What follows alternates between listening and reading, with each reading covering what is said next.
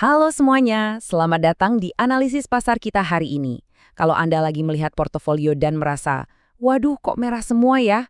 Tenang, Anda sama sekali nggak sendirian. Sebagai analis keuangan, hari ini kita bakal membedah ancaman ganda yang lagi menghantam pasar saham kita secara masif tepat di hari ini, 12 Mei 2026.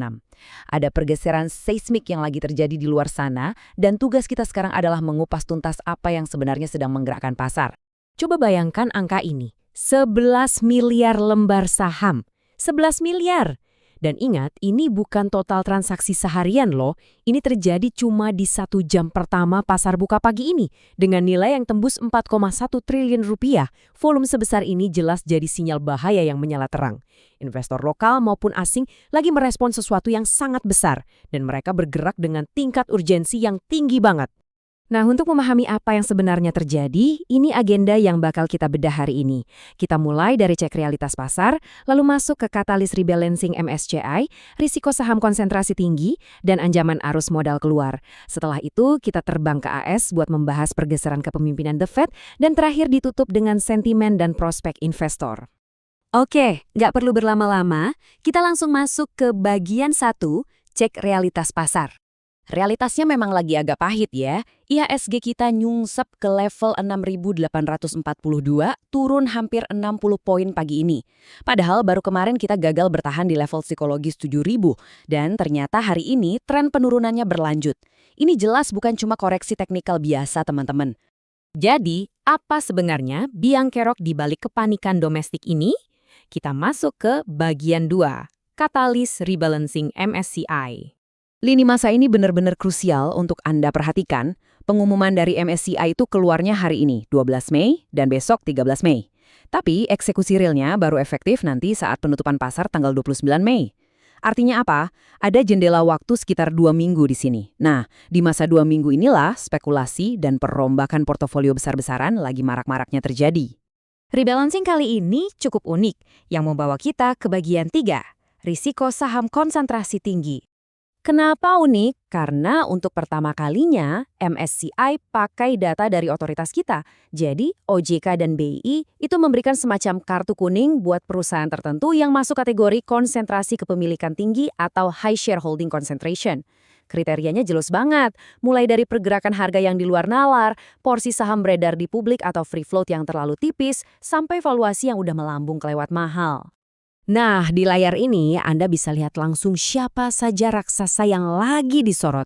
Ada emiten dari grup konglomerasi Prajogo Pangestu kayak Brand dan Cuan, terus grup Sinarmas dengan DSSA-nya. Nggak cuma itu, nama-nama besar lain kayak Goto, AMMN, CPIN, dan AMRT juga masuk radar. Kenapa? Karena mereka beresiko gagal memenuhi syarat free float 15%. Kalau mereka sampai ditendang keluar dari indeks MSCI, wah, volatilitas paling brutal pasti bakal terpusat di saham-saham ini. Efek dominonya apa buat bursa kita? Kita bahas di bagian 4, ancaman arus modal keluar. 2,4 miliar dolar AS. Coba resapi angka itu. Kalau saham-saham konsentrasi tinggi tadi beneran dicoret dari indeks, manajer investasi asing itu nggak punya pilihan lain selain melakukan aksi jual masif. Dan angka 1,6 sampai 2,4 miliar dolar itulah proyeksi likuiditas raksasa yang bisa tersedot keluar dari bursa kita. Yang bikin situasi makin deg-degan adalah kalender bursa kita. Tanggal 14 dan 15 Mei ini pasar tutup untuk libur panjang. Jadi investor baru bisa bereaksi lagi hari Senin tanggal 18 Mei.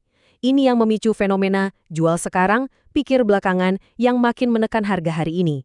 Tips buat Anda, jangan gampang panik. Kalau Anda pegang saham berisiko tinggi tadi, mungkin bisa pertimbangkan untuk merealisasikan sebagian profit atau melakukan hedging sebelum libur, daripada reaktif merombak total isi portofolio hari ini. Tapi tenang, emiten-emiten ini masih punya jalan keluar kok, walau butuh waktu.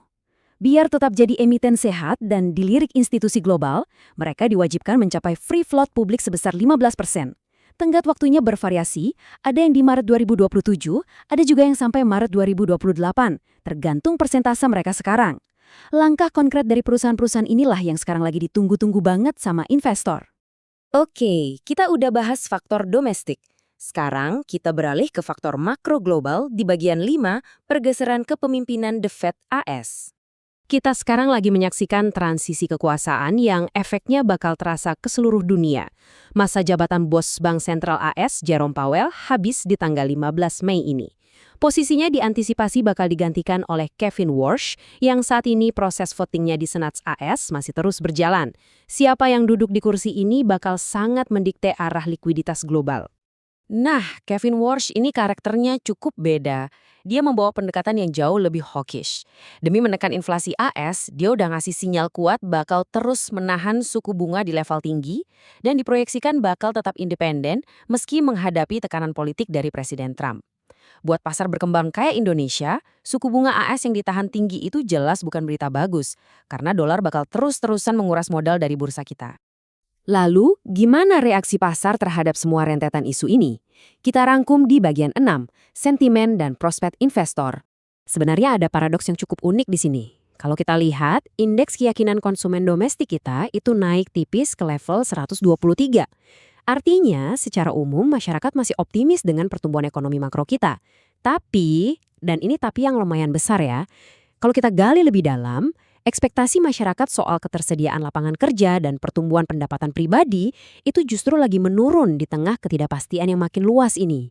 Jadi, saya mau menutup analisis kita hari ini dengan satu pertanyaan penting untuk Anda renungkan. Sebagai investor, kekuatan mana yang bakal paling menyetir portofolio Anda ke depannya?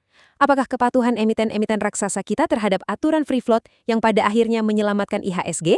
Atau justru rejim suku bunga tinggi dari kepemimpinan baru The Fed yang bakal menyedot likuiditas kita tanpa ampun? Coba tinjau lagi exposure Anda di saham kapitalisasi besar hari ini, pastikan porsi kas Anda cukup aman buat menghadapi gejolak 2 minggu ke depan. Tetap waspada, dan kita bakal terus pantau pergeseran ini bersama-sama. Sampai jumpa!